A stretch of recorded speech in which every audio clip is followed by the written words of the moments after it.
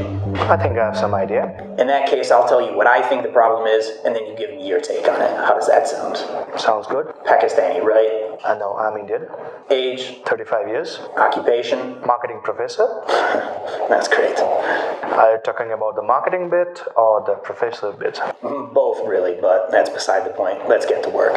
What I'm trying to understand here is why your cousin, a successful crime fiction writer, has become the serial killer he is now. Once we've got the why, we'll be able to predict his next move. Are you kidding? I thought he was a nice guy. Yeah, so's my mother. But look, in my opinion, we're all killers deep down inside. I don't know where you're coming from. Well, see, there's this movie, Diary of a Chambermaid by Buñuel. A man in the forest unexpectedly encounters a young girl he knows well, talks with her briefly, and he goes on his way. But as he's going along, the thought of being alone with her starts really eating at him. There's no one else around here to see what I get up to, he tells himself.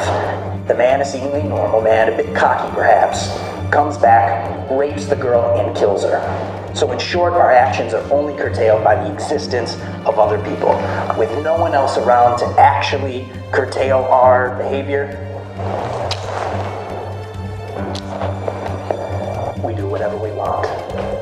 Hence, the problem with crime fiction is that it's an actual opportunity for us to live through the fiction. So we're all curious to find out if the perfect crime is possible or not. And if it is, we'll commit it.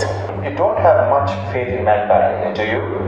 No, not at all. I guess I can understand you because Karan, my cousin, is a successful writer. He has written a perfect crime novel, but he might be seeking something different in his life. He might be seeking some excitement. So it sounds like some kind of marketing principle for his book.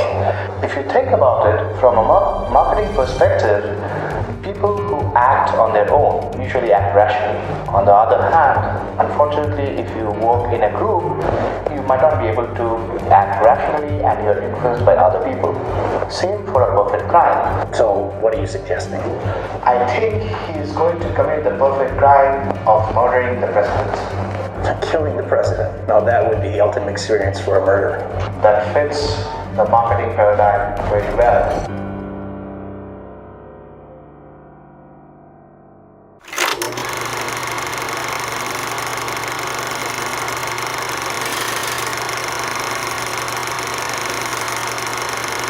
According to the book by Kevin Dutton, The Wisdom of Psychopaths, actually lawyers are the second most psychopathic profession after CEOs. Around 2% of the world population have some kind of a psychopathic tendency. These psychopaths are like chameleons. They not only can manipulate you, but also can play around with your emotions. They can tell a lie in a straight face, or they can even get ahead without any empathy or compassion towards you. So in case of marketing, we see this kind of psychopathic tendencies as well, where as a marketer, you try to manipulate your consumers and try to make them buy your products. However, being a marketer myself, I would rather say that you use more data to come up with some information about your consumers before you try to manipulate them to buy your products.